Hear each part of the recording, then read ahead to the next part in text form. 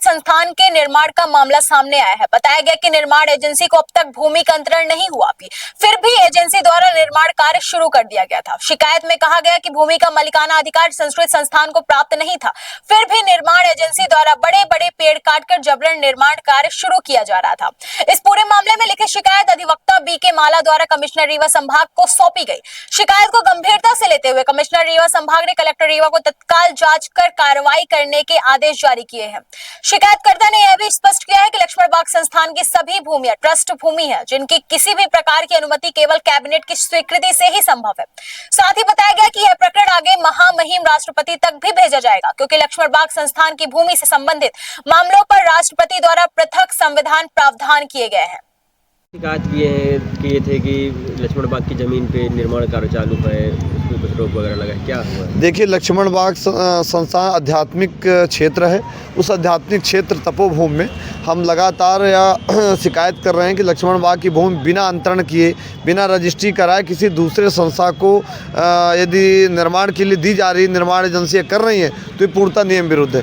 क्योंकि लक्ष्मण बाग की भूमि को दूसरे के नाम किए जाने के कैबिनेट को अधिकार है और माननीय महामहिम राष्ट्रपति तक की फाइल जाएगी, और ये अधिकारिता किसी कलेक्टर रीवा को नहीं है।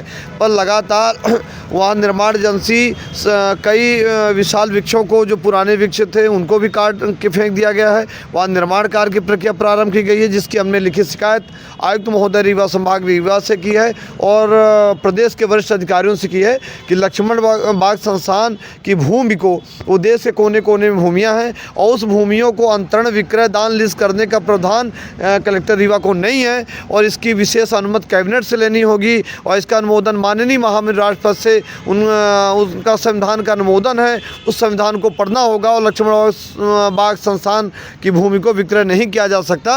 और यदि उस मूल्य की ज़मीन यदि आप दे रहे हैं तो उतनी आज की बाज़ार के मूल्य की ज़मीन आपको देनी होगी। कई शिकायतकर्ताओं ने ये भी लिखा है कलेक्टर रीवा को पत्र भेजने कि इस ज़मीन को हम उसके चौगुना रेट में दे रहे हैं। जो लक्ष्मण बाग की ज़मीन का मूल्य आकलन सरकार कर रही है और संस्कृत संस्थान के लिए दे रही है, तो संस्कृत शोध संस्थान जो क्षेत्रीय कार्यालय रीवा में खुलने जा रहा है, उसके लिए तो मध्य प्रदेश सरकार के पास पर्याप्त ज़मीनें हैं।